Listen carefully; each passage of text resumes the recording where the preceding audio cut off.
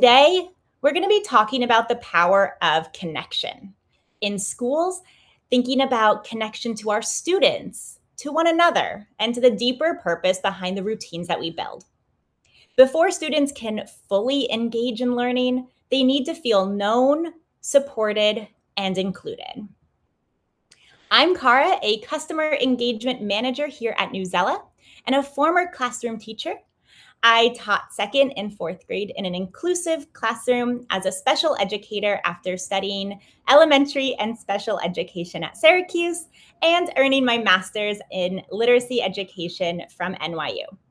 I am so honored to share the stage shortly with Newsela co-founder and chief academic officer, Dan Cogan-Drew. In just a few minutes, Dan will connect the role of relationships and prior knowledge to the routines that we build. Some of the newest, most exciting product updates designed to make the work more meaningful and manageable at the end of the session. Before we get there, take a moment to think about why you became an educator or a coach or a school leader. Feel free to write in the chat if you feel inclined. For me, it always came back to relationships. I remember welcoming 30 fourth graders into my classroom each year, and I always felt a little jittery, but mostly I was excited. Here were 30 new people I would get to teach, learn from, and build relationships with. I knew every learner would need something different, and I saw that as my responsibility to notice, adapt, and keep trying until every student felt supported. I want to take a moment to tell you about one student, and I'll call her Anna. Early in the year, Anna showed a lot of anxiety around reading. She often pushed her work away, looked really disconnected, and played with sticky notes in her desk like all day. I checked her reading level, adjusted the challenge, broke text into smaller sections, tried note-taking, peer support, one-on-one practice, and helped her find books that seemed interesting. I kept changing the support, but she kept telling me I don't like school. And that was really hard for me. I always prided myself on being a creative and responsive educator, but with Anna, I truly felt stuck. I was doing all of the things teachers would do, and nothing seemed to be working for her. I'm not sure if you've ever felt this way, but for me, it was heart-shattering to me. I really wanted to connect, and I wasn't ready to accept that I might just not be connected to this student. Every Friday, though, we had a routine. Students would explore articles online, choose topics that mattered to them, annotate, take quizzes, and sometimes read with a partner. One Friday, I noticed Anna was more focused than I had ever seen her. When I looked at her activity, she had read 15 articles, some at school and some at home. I knelt beside her and asked her what she had found. She lit up and told me that she had discovered article after article about animals and that she wanted to become a veterinarian so she could help them. The topic we were studying in class was endangered animals, and that may have helped spark this too.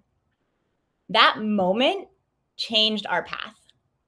She began choosing animal books from the classroom library, leaving detailed annotations for me to respond to online, and she started talking with confidence about what she was learning. The routine gave her choice, but the connection helped me finally be able to see her, not as a student who disliked or struggled with reading, but as a future veterinarian who had not yet found the right doorway in. She didn't just become more engaged, she began to see herself as a reader. And once she felt seen, learning had somewhere to start. She had found those articles on Newsela, and little did I know at the time that providing this resource with a bunch of vetted content would change Anna's perspective towards school and her future. I'm looking at the chat and I'm seeing this story resonating with many people here. I love to see that. Now, I get to introduce our keynote speaker, Dan Cogan-Drew. Dan's vision not only helped bring Newsela to life, which positively impacted Anna, but continues to shape how educators connect students to meaningful learning today. I'm very excited to introduce Dan. Hi, Cara, and thanks so much, everyone, for joining us and taking a little time out of your summer as you're thinking about preparing for the school year. I'm reading all of the comments in the chat, and I really love these responses. And please keep responding as we go. We want to be in touch with you and connect with you as you're reacting to what we're saying and making connections yourself as to what everything that we're going to talk about means for you. Is incredibly helpful for us to see your reactions as we go. And Cara, I love your story about Anna. I think everybody has an Anna in their life, probably more than one, who inspires them or who they're thinking about as they're planning for the coming school year. And one of the things that has struck me, because I've heard you tell this story before, is that it's implied, but you don't directly state it, is that you're there for her day in and day out. And even as frustrating and as humbling as it may have felt in your attempts to reach her, you're persistent. And that persistence pays off in an unexpected moment and perhaps an unexpected way. And it has life-changing consequences for Anna. And I think we've probably all experienced that thanks to a teacher. And I think many of us are in the classroom or have been in the classroom for that reason. So that's something that always sticks with me when you tell that story. So as we're thinking about the beginning of the school year and we're thinking about the Anna that we're going to meet, who we haven't yet met. Actually, let me pause. I just say, to remain a student, Candace, absolutely, 100%. I think of teaching as a learning experience, and I love that learning journey perspective. So thanks for that. I also just I'm inspired by that. Note, Mary, you also wrote in the chat something that stood out to me. As teachers changed my life, I want to make a difference in children's lives as well. Yeah, I think we all want to give back because we have a sense of debt and obligation to live up to the promise that our teachers instilled in us. And I think that's exactly what we want to talk about this morning, is those relationships and how foundational they are and how we're preparing to build those relationships even with students whom we haven't met yet. And one of the questions that we carry into the year as we're thinking about now is what's going to make the biggest difference for my students? And so I want to start with some reminders and comments for all of us about how students' brains actually work, because I think that's, and how, combined with that, how the choices that we make based on this and the relationships that we're going to build that lead into routines that we establish, that's one of the most impactful moves that we're all going to be able to make this coming school year. So we want to tell this story in two parts. I'm going to review a couple of key points from relevant research, neuroscience, implications for practice. And then Cara's going to complement this with some images and examples, as you were just hearing, from her years in the classroom. And together we're going to have a conversation about what that means for the year ahead. As we're going back and forth, please continue, as you have been, please continue to write in your reactions, your responses, your perspectives on what we're saying. And then from there, we're going to segue into a brief overview of what you can expect from Newsela Informative this year. We're going to use that preview to help you decide how you want to spend your time diving in more deeply. You're going to hear more things than you have a chance to act on, but we're going to give you enough information to make a decision about where you want to spend more time. So we've probably already been thinking about the most transformative teacher that we've ever had. That may be something we carry in our mind every day in the classroom. And for me, it was my third grade teacher, Tom Doran. It wasn't that he had better lesson plans than everybody else. And as a third grader, I'm not sure I would have known the difference. But what I felt from him and what mattered to me most is that he knew and believed in me. His belief that in me reinforced my own belief in myself. And that's something that lasted with me to this day. The importance of a relationship like that is what Benjamin Bloom discovered when he conducted this meta-analysis examining one-on-one tutoring versus traditional classroom instruction. You may have heard of this study. It's often referred to. Educators at the time assumed that if tutoring worked so well, it must be because tutors had better content or better materials, superior teaching methods. Bloom found that one-on-one tutoring produces extraordinary learning gains, 2 full standard deviations above average. And when he dug into why, he expected to find that it was because it was better content, better materials, and better teaching. But what he found was that in addition to the content, which was important, and we believe this truly, it was also very importantly the relationship. The tutor saw the student, they responded to their needs, and they communicated genuine belief in their potential. And that's where the magic was happening. Now, for me, Mr. Doran didn't replicate the tutoring relationship with all 25 of us, but he did create the conditions where we felt seen, supported, and believed in. And that was foundational to everything else that he did as a teacher. When your students feel seen and supported by you, an adult who genuinely believes in them, something shifts neurologically. Secure relationships literally activate the brain systems for learning. They buffer stress, they boost motivation, and they create what researchers call a sense of belonging, which is that fundamental feeling that you matter in this community. This is a reminder, and you know this, but I'll say it anyway, that your presence as a teacher isn't background to learning, it's foundational. The brain learns through connection with other people, and that connection is where the transformation begins. Wow. Just thinking about that, what you just said, makes you matter. Everyone wants to feel like they matter, right?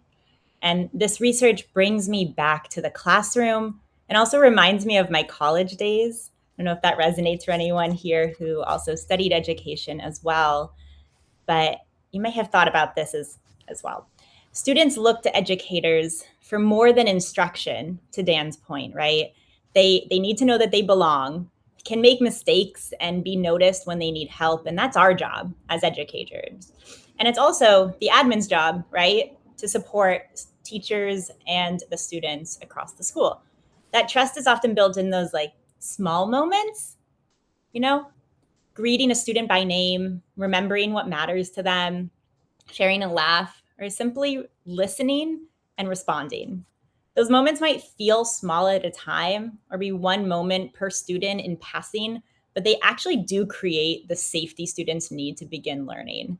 And I've seen that time and time again, even with just passing, calling a student by name. I can sense that feeling like, oh, they know me, like I matter. Yeah, and that moment when you name them and you recognize who they are could be the only moment an adult does that for them that day. So it may seem small to you, but it could be the only moment for them. Could be big. So, yeah. So I want to talk for a minute about the other kind of connection, because I think there's two meanings when we are invoking the word connection here in terms of the relationships that we were just talking about. But there's also a very important connection that students are asked to make in school, and that's what to do with new information.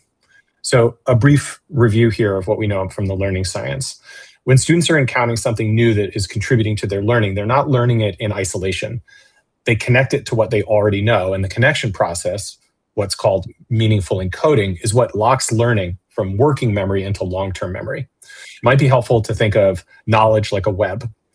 Without existing connections in the web, things like vocabulary, concepts, background knowledge, new information can't attach. It floats there in your working memory, meaningless, and eventually is forgotten. The web is the schema, the structure for classifying new information and cataloging it for future reference. Even as you're listening to me now, you're probably thinking about what I'm saying about learning science in relation to everything else that you've learned. It may contradict, it may affirm, but it is oriented around your schema for learning science. This has compounding effects, sometimes known as the Matthew effect. The cumulative effect of this is that the rich get richer, and unfortunately, the poor get poorer, which is to say that you can't connect dots if you don't have any dots to connect. So let's imagine for a minute that you've never heard any of this learning science.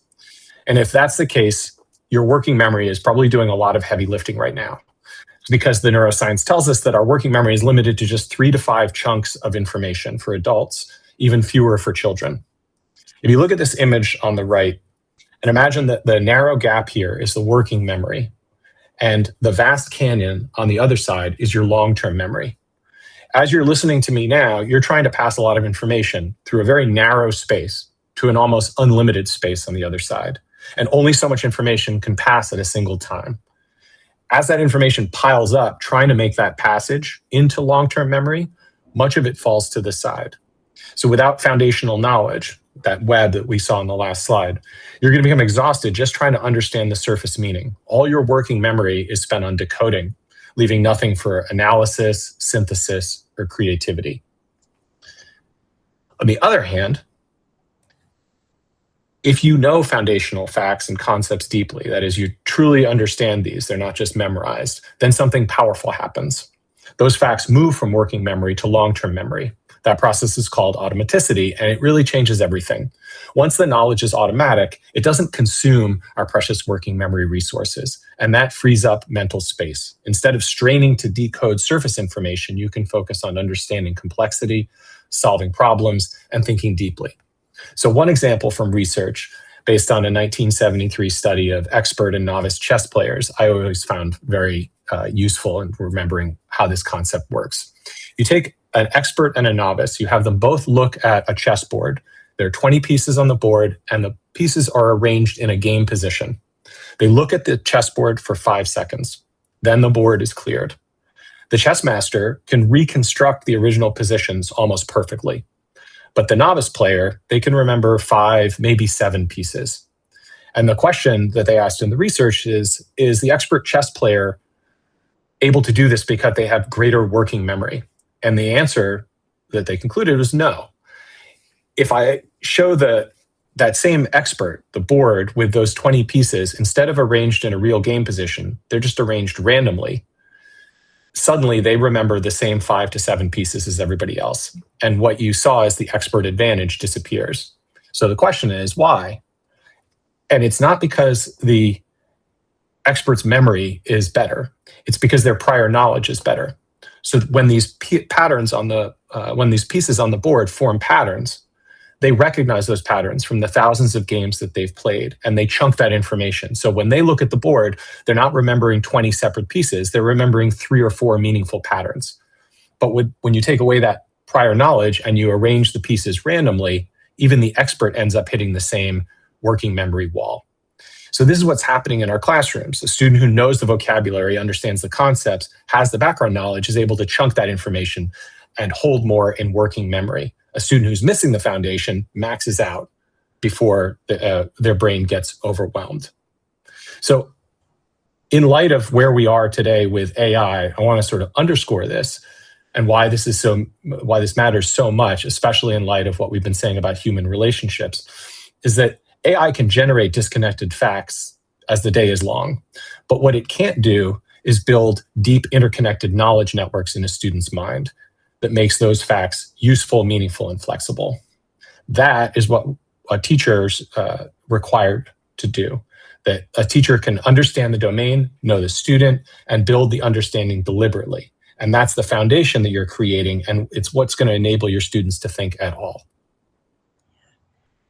I'm sure so many of us just learned something new, right? Just about how important that foundational knowledge is to be able to build upon. And in order to even get to that foundational knowledge and building that a teacher is meant to do, they also need to have created that sense of safety, that sense of community to get there. That connection is key to build the foundational learning, which gets them to be this expert chess player, if you will.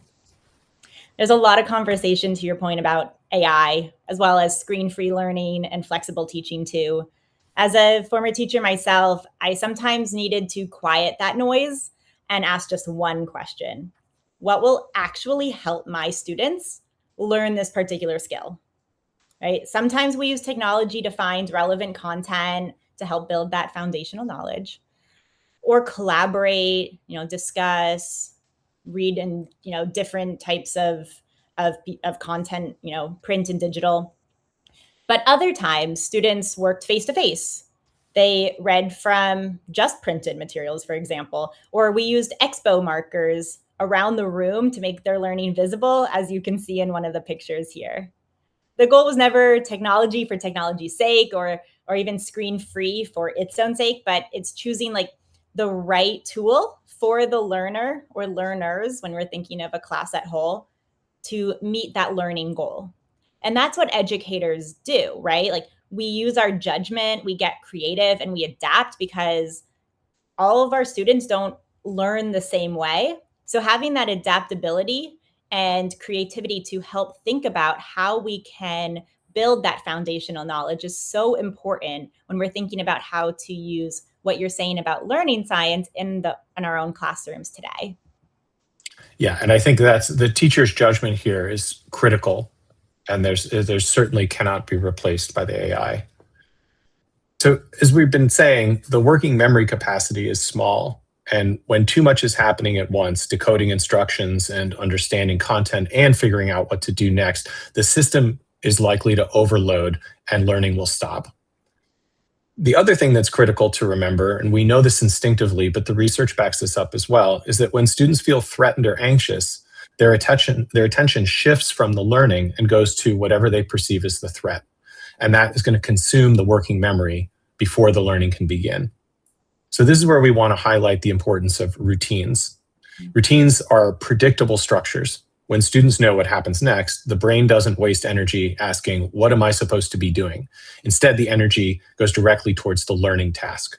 So when you're introducing information consistently, explaining concepts with clear structure, scaffolding practice with worked examples, you're helping students manage their working memory and the cognitive load of absorbing new information. And that creates the conditions where the brain can actually focus on the meaning making. We're going to talk a little bit about routines as they appear in the Newsela and Formative products. Yeah, and just before we get there, when we're thinking about routines in the classroom, that means many different things, right? When we're starting back to school, routines matter because they lower uncertainty for students and for us, and they show up in many different ways. We're always building routines, creating that structure, right? We're teaching students how to enter a room, for example, work with a partner, ask for help, transition, even care for their classroom community before we can expect them to fully focus on content. And I have a picture here showing my former students practicing standing in line, their classroom jobs to build that autonomy and more. Yeah, teacher has so many different jobs and roles within the classroom, such an impact. So thank you all for joining. I see all of you. The strongest routines do create more than structure, right? Though they create a sense of safety that we keep talking about, protect students' attention, and make it easier for every learner to participate, take risks, and actually grow. So this is the perfect time of year to be thinking about routines, how we want to set up our own classrooms, our own school environments, and what we want to build from the very beginning of back to school this year.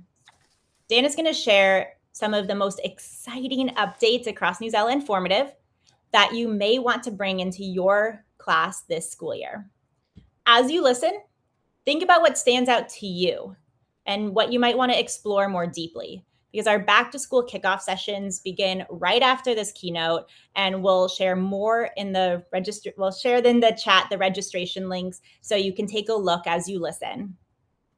At the end of the keynote, I'll walk through the upcoming sessions in a little bit more detail to help you choose what feels most relevant to you. And yes, you will be able to earn PD certificates in the sessions that follow. Really excited to hear these updates. Dan, I'll go ahead and pass it on to you. Great, thanks, Cara. And so there's a little bit of meta going on here is we're going to be using some of the same principles that we've been talking about to try to deliver new information to all of you, expecting that you have some or partial schema to absorb this. So one of the things we're going to do is chunk these updates into three categories. So these categories are, or we'll call them pillars: multimodal content, streamlined workflows, and continuous insights. We're going to bucket these so that you can categorize them, parse them, and decide which ones are most pertinent to you and how you want to follow up and learn more, as Cara was just saying. So let's talk about multimodal learning first. And the idea here is we're laying the groundwork for these richer, more accessible classroom experiences. So first, as Cara is probably well experienced with, any elementary teacher would tell you one of the hardest parts of the day is getting a room full of kiddos focused and ready to learn. Newsela ELA's Generation Genius ELA video lessons feature a lovable cast of characters that instantly capture student attention and introduce literacy skills at the same time. Each video comes with printable supporting materials to reinforce video learning across reading comprehension, foundational skills, grammar, and vocabulary topics. We have 31 videos on the platform today, and by back to school, we'll have a complete collection of 50. Wow, gosh, I love these Generation ELA videos. They, like in my class, we used to start a lot of lessons and units with interactive videos, and Generation Genius ELA would have just been A+ for that.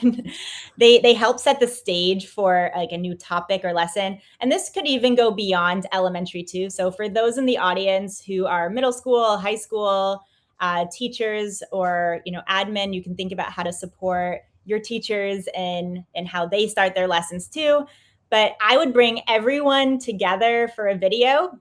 We would discuss, go over objectives, model the next task super clearly, and then have students go off, work in pairs, independently, or in groups.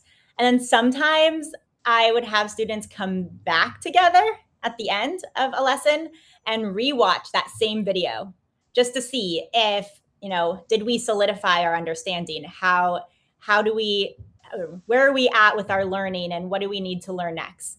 So teachers in the audience would love to hear ways that you might use videos to aid learning too in your classroom.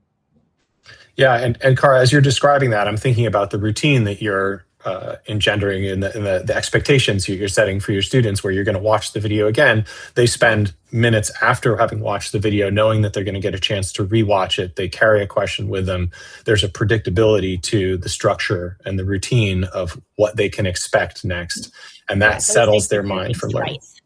Right. Yeah, absolutely, right. And the second viewing isn't necessarily the same as the first. So on to another update. It was a busy year last year. You may have missed it, but so that you know, we launched Newsela STEM last fall. And this was really in response to knowing that educators want to connect STEM and literacy. They need more multimodal pathways, and they're searching for trusted, go-to, vetted materials that they can plug into and strengthen existing lessons. Newsela STEM pairs high-quality Generation Genius science and math video lessons with the existing Newsela Science platform and the content to meet those teachers' needs. The exciting update that we want to mention now is that coming for back to school, we'll have more than 100 PhET simulations. These are safe, interactive, lab-like discovery that students can help to use these tools to help visualize and play with complex, invisible concepts like molecular structures or energy transfer. Teachers can integrate these PhET simulations with Newsela texts, Generation Genius videos, Tuva data sets, and help students develop deeper STEM connections. Students with diverse learning needs in particular are empowered to explore learning with the modality that's right for them. If you haven't checked out... Sorry. Go ahead, Cara. I just got so excited from what I was hearing in the chat. Elise said, what a great way to introduce a topic or review and make the learning accessible to everyone. And that's like with ELA, that's with PhET and Newsela STEM. There's so many ways to use these types of interactive videos and resources online to build that accessibility. So just wanted to add that in. Thanks for sharing, Elise.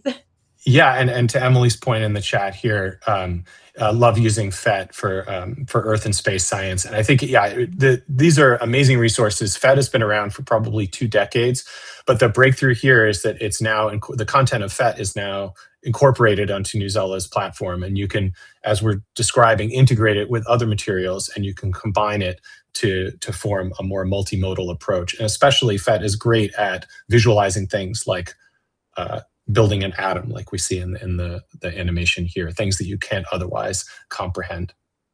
So thanks for that comment, Emily. So moving on to social studies, we're offering 3 new collections here. One is our mini inquiries collection, which is a low stakes accessible entry point to bring history and social studies into the present day. They're combining high interest Newsela content with planning support and lesson sparks, which makes it simple to bring effective bite-sized inquiry into any social studies classroom. We know how important inquiry is, and we know how important it is to support it structurally with the right materials. This past year, we also heard from elementary educators who were struggling to find relevant materials and support for commonly taught topics like government and civics, geography, history, economics. In response to those requests, we've created the Newsela Social Studies Elementary Collection, which is specifically beneficial for elementary educators, some of whom may be teaching outside their subject matter expertise. I'm very excited about that because it's in direct response to many requests that we received. We've also, and we've been talking about AI, we've also introduced an AI literacy collection, which is going to provide a guided, reliable framework to help you cultivate critical and ethical thinking skills students need to navigate AI responsibly. So we know there's a lot going on, and as usual, we're watching, we're mindful in conversation with lots of educators, and we're finding content that is going to be the most responsive, supportive way for students and teachers to apprehend this material. And next up, we also know that there's a lot of need to go back and forth flexibly between screens and print. And so in Formative, we've improved our print capabilities, and we're doing this by offering print booklets that give you flexibility to print blank student assessments and matching teacher edition booklets that that include answer keys and tag standards. I often think about when we're printing and we're enabling more print features, and we're going to touch on a couple of those in the next section as well.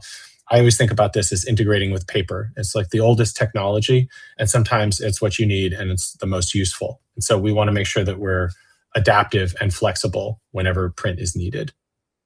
100%. So that's our first chunk of updates. Second chunk of updates is around streamlined workflows. And all of this is, again, managing your cognitive load, helping you figure out the fastest path between A and B so that you can focus your attention where it really matters. So we're just talking about print for Formative. We've also significantly updated the Newsela print experience. So there's a couple of aspects just to call attention to these, again, because we got a lot of feedback and specific requests. We have a new checklist style menu, so you can check off individual resources that you want to print within a Newsela piece of content.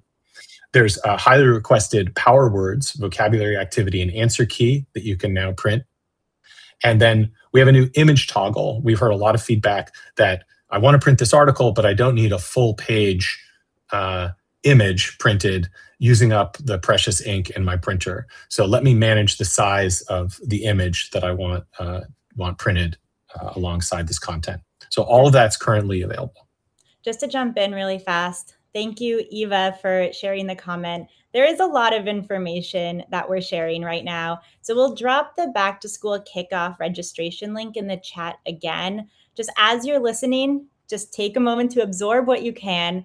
You may not be able to absorb everything, but we would love for you to join our future sessions following this to explore a lot of these updates in more detail, along with demo to go along with, so you feel really confident going into the school year. Absolutely. So the next update is around writing, Newsela Writing, something I've worked on personally and feel very, very passionate about. We have enabled the ability for teachers to toggle on and off glows and grows and sentence level feedback. And so what this means is current in the past use of Newsela Writing, every time a student wanted feedback, they could click a button and they could receive that feedback. But we heard from teachers that that isn't always what they want. Sometimes they want students to engage in some metacognitive reflection, they want to work with peers, or they just want students to have to work unassisted by AI. Since AI is so prevalent in so many different learning experiences, let's turn off the noise and let students focus on their own writing. And now teachers can adjust this, they can toggle it on and off dynamically. And so that's going to enable them to guide revision more meaningfully.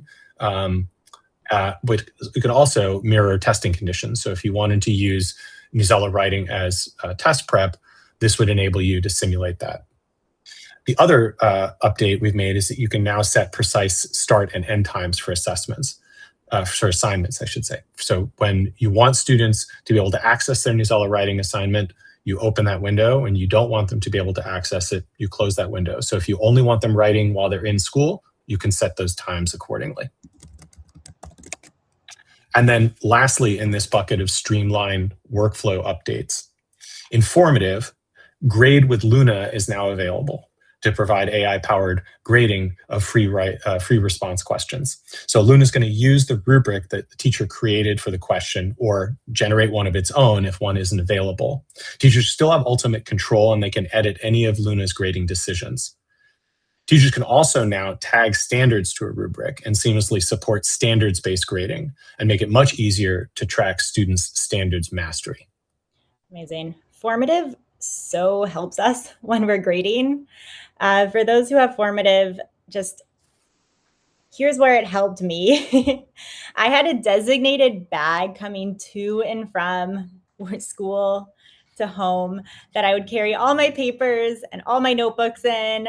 And on occasion, I didn't even have time to grade everything at home. And so they would just live, all those papers would just live in my bag until I could get to them. And then by that time, A, my back hurt, and B, my feedback was not always the most relevant.